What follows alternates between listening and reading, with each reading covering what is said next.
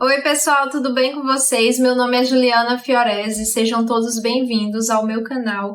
E o vídeo de hoje trata-se de um diário de leitura do livro Os Miseráveis, que faz parte do projeto de leitura coletiva que eu organizei aqui para o meu canal.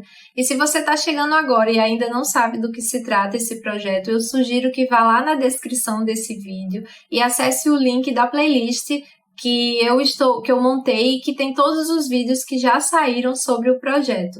Os primeiros vídeos, inclusive, são explicando exatamente como tudo vai funcionar e como tudo tem funcionado. Além da playlist com todos esses vídeos, tem também o link para download do PDF do nosso cronograma. Nesse cronograma tem todas as datas e todos os capítulos que a gente vai ler até o final do projeto. E além disso, tem também o link do nosso grupo no Telegram, onde todas as discussões estão acontecendo por lá. Então eu sugiro que caso você esteja chegando agora, dê uma olhadinha nesses 3 links que estão lá na descrição do vídeo, certo? E é sempre bom lembrar aqui que esse projeto não trata-se de um estudo aprofundado da obra de Victor Hugo e nem tampouco de aulas sobre Os Miseráveis. É mais uma conversa entre leitores, onde cada um vai contando ali a sua experiência de leitura e as suas percepções sobre tudo aquilo que está nas páginas desse livro. Então eu deixo um convite para todo mundo que ainda não faz parte, espero que vocês tenham interesse em ler essa obra com a gente, e caso você já esteja no nosso projeto, já esteja lendo Os Miseráveis conosco, chame as suas amigas, chame os seus familiares, quanto mais gente trocando ideias sobre essa obra, mais incrível e mais engrandecedora vai ficando a nossa experiência de leitura, tá certo? É bom lembrar que esse vídeo ele contém spoilers e os spoilers serão referentes aos capítulos 6, 7 e 8 do livro primeiro da parte 1. Então, se você ainda não leu estes capítulos, eu sugiro que só volte nesse vídeo quando terminar de ler os referentes capítulos. Então, vamos para o primeiro capítulo da meta de hoje, que é o capítulo 6, que se chama Por Quem Era Guardada a Sua Casa. Nesse capítulo a gente vai entrar de fato na casa do bispo e a gente vai fazer um passeio ali por todos os aposentos do seu palácio. Ele chama carinhosamente aquele local de palácio. E aí a gente vai ver o tamanho da simplicidade que esse bispo escolheu viver. E são diversos pontos que vão nos mostrando isso.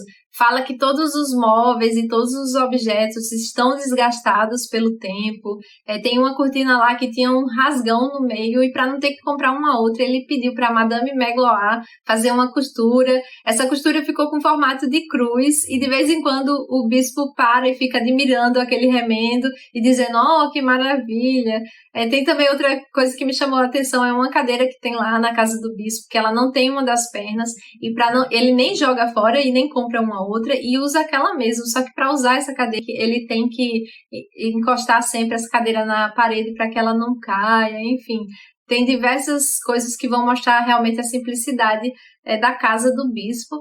E a única coisa de luxo assim que ele permite na casa é que o quarto das mulheres seja extremamente limpo.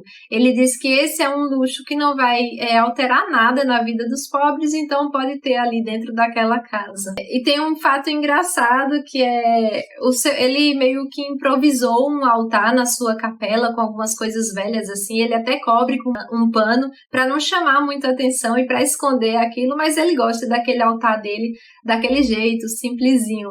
Só que as senhoras ricas que frequentam a sua capela, elas ficam um pouco de pena do bispo e resolvem fazer uma cota ali para dar dinheiro para o bispo melhorar aquele local, aquele altar.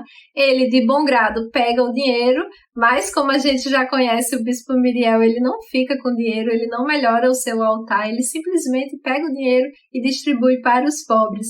E ele ainda diz assim, o mais belo altar é a alma de um infeliz que agradece a Deus um benefício.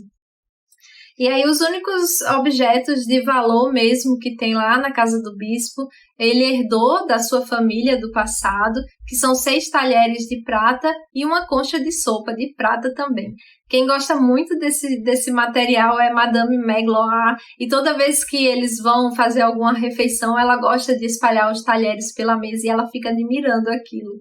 O bispo, ele acha tão engraçado isso e ele fala ironicamente: dificilmente eu me acostumaria a comer sem talheres de prata. E a gente sabe como ele é irônico, né? Essa frase foi muito irônica. E aí a Madame Magloire, ela sempre pega esses talheres e guarda, depois que acaba a refeição, ela guarda num armário, tranca a chave, só que ela nunca tira a chave da fechadura. Vai entender, né? E além desses talheres, tem também 2 castiçais que o bispo sempre coloca no seu quarto, em cima da lareira, mas quando vem pessoas jantarem ou fazerem alguma refeição, quando vem visitantes, Madame Magloire pega esses castiçais e coloca na mesa também, acende velas de cera, para ficar um ambiente bem bonito e pomposo, né, com um pouco que eles têm ali. Outra coisa interessante aqui é que o bispo, no Jardim do Bispo, tem três canteiros, aliás, tem 4 canteiros, onde 3 canteiros desses são destinados para verduras, legumes, alimentos mesmo que eles podem usar, e um dos 4 canteiros, o bispo gosta de plantar as flores. E aí ele gosta de mexer na terra e ficar lá colocando sementes para nascer novas belas flores.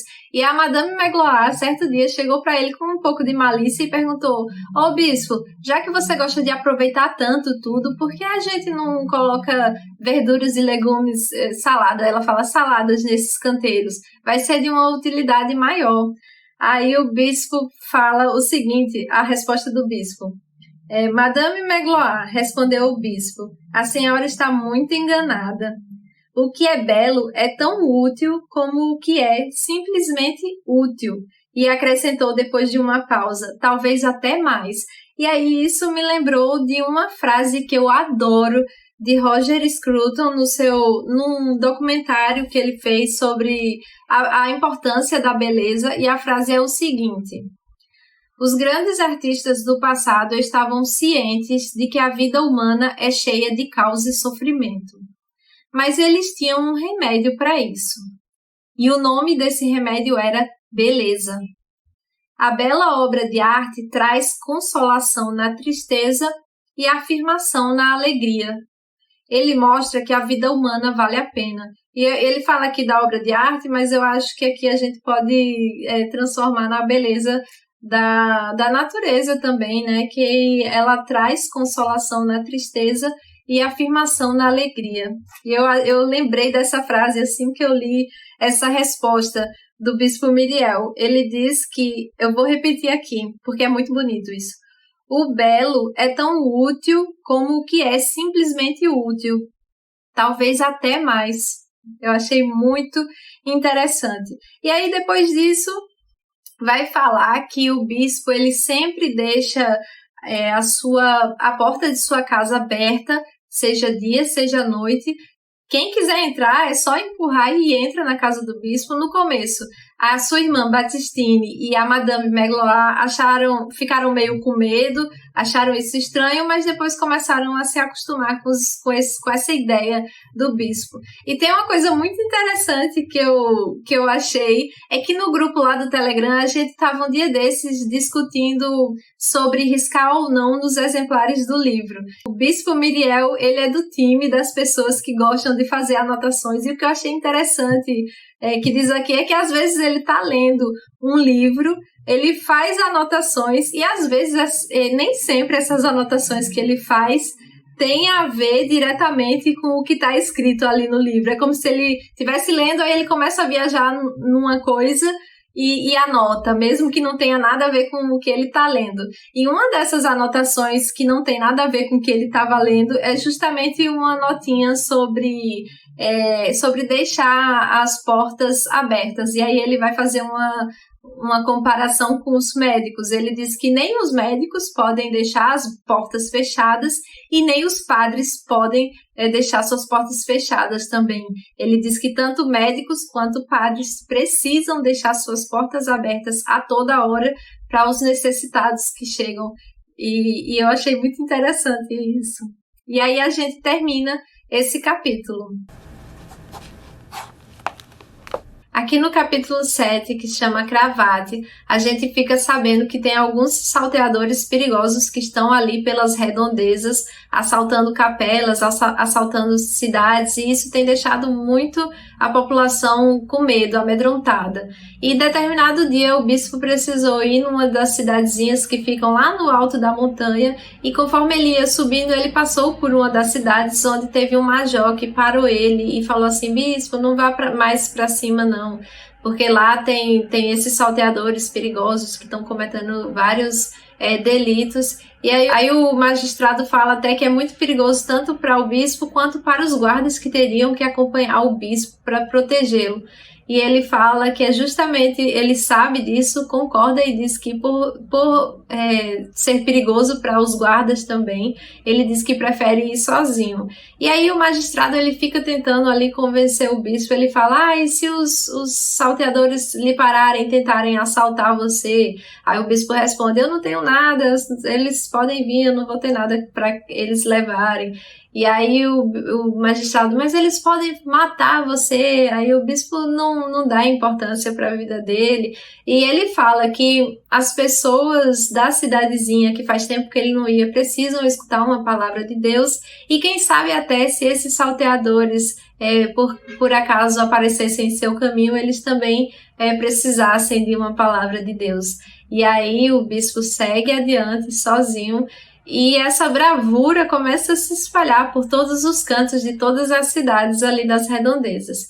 Aí o bispo consegue chegar no seu destino de maneira tranquila, fica por ali uns 15 dias e no último dia ele quer cantar um Te Deum. Eu não sei o que isso significa, mas diz aqui que precisa de vestes episcopais. O bispo não liga muito para isso, mas o pessoal ali da cidade quer que tudo seja feito da maneira que deve ser feita para eles, e aí eles começam a correr às cidades vizinhas para tentar achar essas vestimentas do padre, mas essas vestimentas foram roubadas. E aí, quando todo mundo já estava meio que desesperado, assim, sem saber o que fazer, chega uma caixa que é destinada ao bispo, e quando ele abre, tem ali as roupas que precisava para fazer esse Te Deum. E aí são roupas assim, cheias de fios de ouro, com diamantes, um tesouro assim das capelas, das catedrais. E aí quem é que manda esse presente para o bispo? Justamente o Cravate, que é um dos líderes ali dos salteadores. Ele que manda, né? Ele fala: de Cravate para Dom Bienvenu. E ele até diz: tá vendo aí quando Deus manda um tesouro para aquele que nada quer, que nada precisa, né? Aí o cara da cidade, ele fala: é Deus ou o diabo, né, bispo? Aí o bispo fala: Deus, Deus. E aí ele volta para casa ele volta para casa com todas aquelas riquezas com aquelas roupas ricas, e aí mostra para todo mundo lá, e aí não sabe o que ele fez, né? Não sabe se ele deu para o hospital ou se ele devolveu para a catedral, porque como tinham sido objetos roubados, né? E isso é inclusive uma notinha que tem em um de seus livros. Mas o que fazer com essas roupas? Devolver para a catedral ou entregá-la no hospital?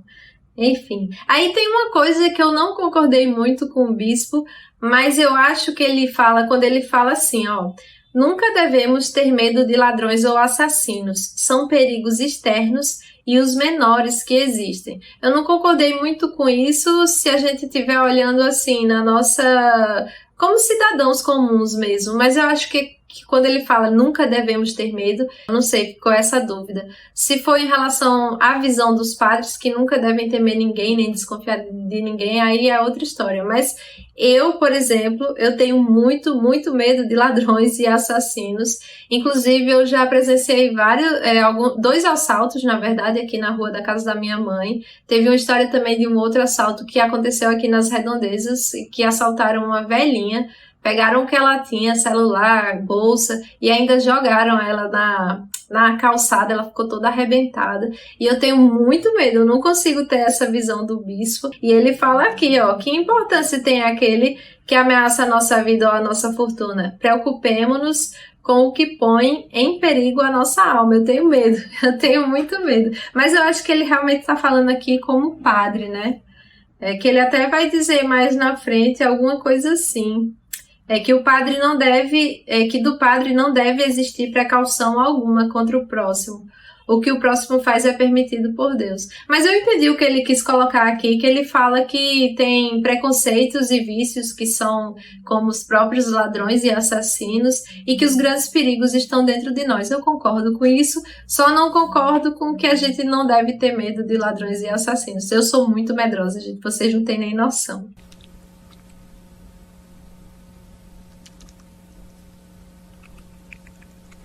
Aqui no capítulo 8, que se chama Filosofia de Sobremesa, a gente vai presenciar um jantar que está acontecendo na casa do prefeito da cidade, e nesse jantar estão presentes também o bispo e um senador, que era um homem muito rico e que gostava de viver a vida ali da melhor maneira possível. Ele ajudava somente as pessoas que estavam muito próximas a ele, sejam amigos, sejam familiares, e dava benefícios para essas pessoas que nem mereciam, assim. Então esse é o tipo de pessoa que chama ali no final do jantar o bispo para conversar, e ele diz que assim como o bispo, ele também tem suas próprias filosofias. Aí o bispo responde: tem razão, cada um dorme de acordo com a própria filosofia. O Senhor, por exemplo, deita-se em um leito forrado de púrpura. E aí o senador gosta da resposta, mas ele responde assim para o bispo: sejamos bons rapazes. E aí o bispo responde: ou bons diabos, bem irônico do jeito que só ele consegue ser, né? E aí esse senador ele vai falando alguns filósofos para poder defender os seus próprios ideais, e ele termina essa frase dizendo o seguinte: na minha biblioteca tenho todos os meus filósofos em livros ricamente encadernados. E aí o bispo responde: exatamente como o senhor conde. E aí a gente vai seguir umas 2 páginas só com esse senador falando em tudo que ele acredita. Ele faz uma grande piada da religião, ele zomba muitas vezes das promessas que os religiosos fazem, que o próprio bispo faz, essas promessas de paraíso, de que precisa ser bom aqui para quando morrer chegar ao paraíso. Ele diz que isso tudo é besteira, é ilusão para os ignorantes, e ele prefere viver a vida dele da melhor maneira possível, pensando somente nele, fazendo coisas boas e não tendo nenhuma restrição. E aí ele é muito materialista e ele pensa muito somente nele próprio e não se preocupa assim, com as consequências que as suas ações podem ter, né? Ele é muito egoísta, a gente vê aqui.